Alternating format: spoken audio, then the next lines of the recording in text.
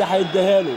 بصوا الكورتين وصلوا فين، داس على الكوره انما الحمد لله عدت منهم الاثنين داخلين يعني ناويين شر، انما على طول عدت وده بقى لازم اللي بره يقول سايد جونيور، يلا يا جونيور حط التاريخ يا جونيور، عدى جونيور بص بره بقى يا جونيور، تروح له وليد سليمان هناك، وليد سليمان يريحها على طول وشهاب لاحمد فتحي، لوليد سليمان لازم هيحط حاجه، هو لازم هيحط حاجه.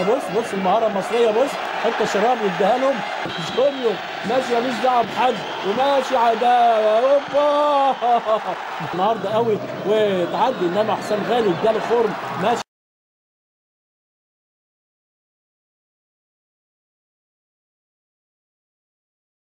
فلسفه هنا وحشه تتقطع وتتخطف وعلى طول ياخدها النادي الاهلي، وحسام غالي نقلتين ثلاثه سلام لو اداله مره ثانيه.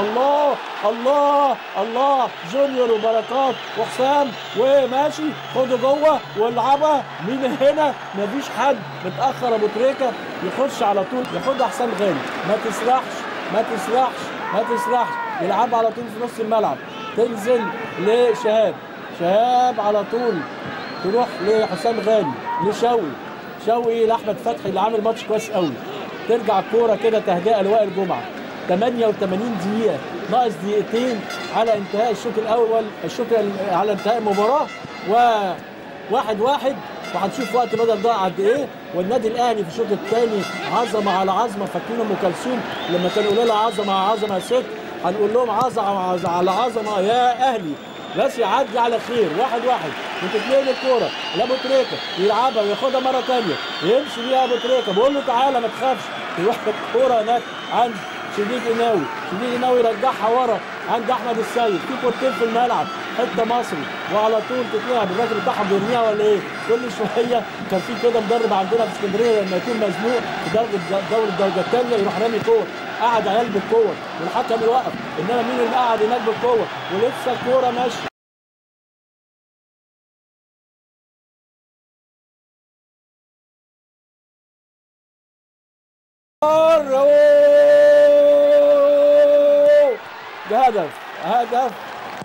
هدف اتلعبت له ومتغطي في ساد صح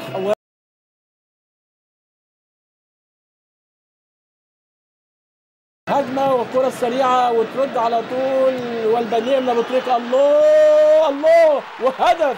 مش بقول لكم لما ينزل ابو تريكه على طول التوأم بتاعه بركات، ادي الكوره اهي وهدف التعادل جميل في الدقيقه الرابعه من تمريره ليه زي ما عارف شايفين كده، وسامهم كلهم وابتسامه حلوه قوي، جاب منها ضربه ركنيه.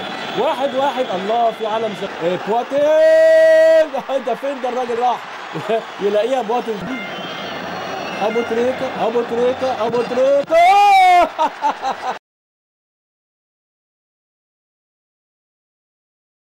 بصوا نفس اللعبه الراجل اللي نزل نفس لسه فيها خطر، ده شفاينشتايجر يلعبها يطلع شريف اتكلم. بصوا بتلعب على الاوفسايد ايه يا احمد السيد، وراح هو شفاينشتايجر هو ترد لفيكا اهو، وعلى طول تروح منه تروح لمولر اهو. ايه برافو اكرامي ايفيكا بقول لحضراتكم اخطر واحد فيهم ده، انما برافو وائل جمعه حط رجله في توقيت مظبوط جدا من بتاع منتخب بقى افريقيا.